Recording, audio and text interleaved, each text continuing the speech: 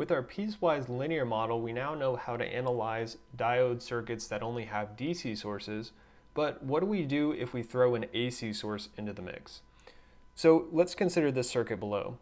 So we can see that I have a DC source, VPS here, notice uppercase variable uppercase subscript, and then I have an AC source here, V sub I, lowercase variable lowercase subscript to indicate AC, and I'm going to define my input as the combination of the two. So lowercase variable uppercase subscript because it's a mix of AC and DC, and the output is going to be defined as the voltage across this resistor. And again, I'm expecting this to have an AC and a DC component. So we have this diode, which is going to have some diode voltage, V sub D, and some diode current, I sub D. And so, of course, what we can see is we're going to need AC and DC analysis here. And so because our input has AC and DC components, we can expect our diode to also have AC and DC components. So our input has AC and DC, and so what that means is that our diode current and our diode voltage are also both going to have AC and DC. And so we can see that by how I labeled our parameters. So again, I'm going to try to be consistent throughout the notes as much as possible. But lowercase parameter, uppercase subscript indicates AC and DC, so total instantaneous value. So we are going to make one assumption though. We're going to assume that our AC signal is small compared to our DC. So assume AC small compared to DC.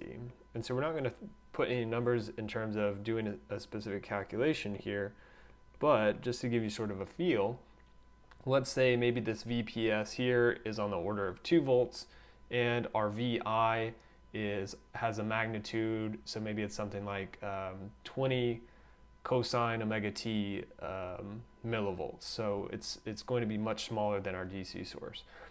And so because of that, we can sort of make an educated guess, and we can say with this configuration, this VPS is going to be forward biasing our diode, and then we're just going to have fluctuations in our characteristics based on this small AC source V sub I. Okay, so let's look at what sort of our output is going to look like here, or not necessarily our output, but let's look at our diode characteristics. Okay, so we've got our I sub D versus our V sub D. And so let's go ahead and just draw in our ideal diode curve here for our forward bias region. And so I'm intentionally drawing that a little sort of lower slope than normal, so that exponential increase has been sort of shown a little less than it normally would be. So what we're going to do ultimately, we said we need DC and AC analysis. We're going to do the two separately, and then we can use the idea of superposition to sort of combine the two. So what we can do is we can do superposition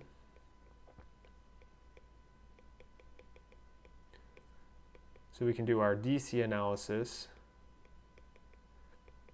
and our AC analysis separately and sort of just combine the results.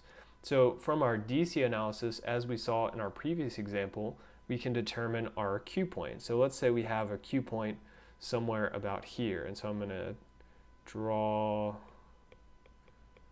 over here, give myself space around that Q point. So this is our Q point, and this is going to be set by our DC conditions. Okay, so now we said we have some variable AC that's on top of that. So let me go ahead and indicate our Q point levels for our current and our voltage. So we have some IDQ and some VDQ. But now remember, we're going to have some AC component because we have this AC component in our input voltage. So what that means, and I think maybe it's easiest to see in terms of our voltage, if this voltage here, this VI, is going up and down, then we're going to have the same thing happening for our VD up here. So what that looks like is that we're going to have some VD. Let's see if I can draw this here. So what we're going to have is, as time is going this way, so this is time and this is our V sub D, what we're going to have is something that looks like this. So we have some sinusoidal change. And so what that means then is that ultimately we're going to have sort of a window here that our VD changes from about that VDQ. And so as we can see, if we trace that back up to our ideal diode curve, that's going to correspond to some change in our IDQ as well. So that should be symmetrical. And so we have our IDQ as time goes this way, so this is our ID. And we'll have some AC component for our ID as well. Okay, so again, our Q point comes from our DC analysis, but now if we want to do our AC analysis, we're sort of looking at this region in here between our minimum and maximum values for our current and voltage. What we can do to make things simpler, similar to our piecewise linear model, is we can just assume a linear approximation in this region. So if we assume a linear approximation, our life gets a little easier. And remember, we said that this AC signal is pretty small, so in most cases that's not going to, you're not going to lose much accuracy with this assumption. So in that linear region in general, our slope is equal to G sub D, which is equal to 1 over R sub D. Well, what we can then find is that this R sub D, this slope, so R sub D, which is 1 over G sub D, is equal to our thermal voltage divided by our IDQ. And so again, what we can see is that our RD is dependent on the DC level. So that's explicitly coming out in the equation there. And so let me go ahead and define explicitly these two new terms. So this R sub D is called our diffusion resistance.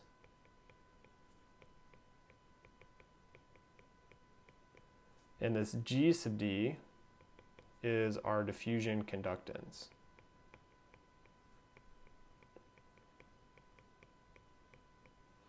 And so what this would look like is if we were then to analyze this circuit, we would again, using superposition for DC, we essentially ignore our AC source.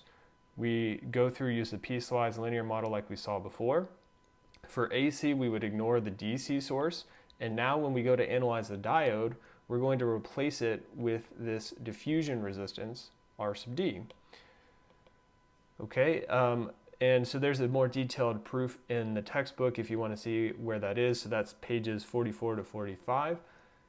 So this is, again, a pretty simplistic model. We assumed a linear approximation. We're ignoring some higher level sort of effects. If we wanted to have a more complete model, which you're not going to be responsible for this on a test, but again, we can always sort of make things more accurate, and the trade-off of that is it's a little more complicated to analyze.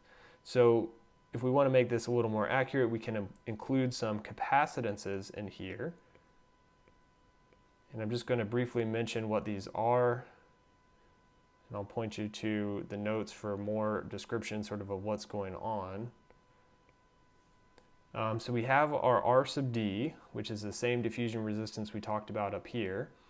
We also then have a diffusion capacitance, C sub D, which is just related to changes in carrier concentration. We have a junction capacitance, C sub J, because as we've talked about before, our space charge region has some capacitance associated with it.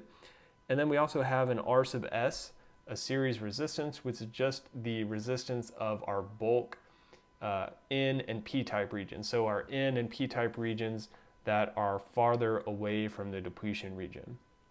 And so again, we're not going to worry about this model, but that's just a more complete model. And for any of these models we look at, again, they're going to be relatively simplistic just because this is an introductory course. So again, let me just reiterate sort of our overall approach to this problem. So our general approach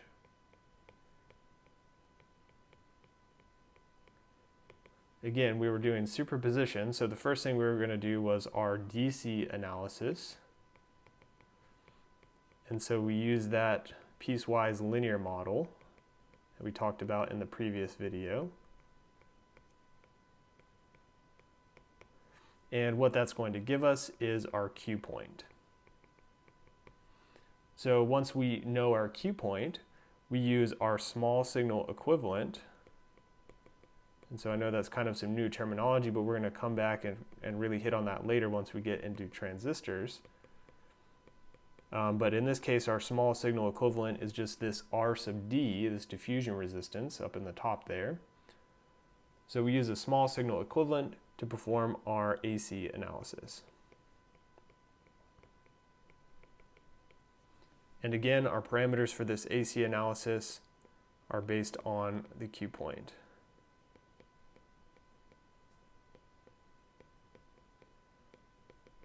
And so by that, I mean this RD, which we're using in our AC analysis, is dependent on our IDQ, which we found in our DC analysis. And so again, we're going to use a similar process as we look at more complicated devices and more complicated circuits later on in the semester. So if anything's sort of unclear about this, please let me know if you have questions.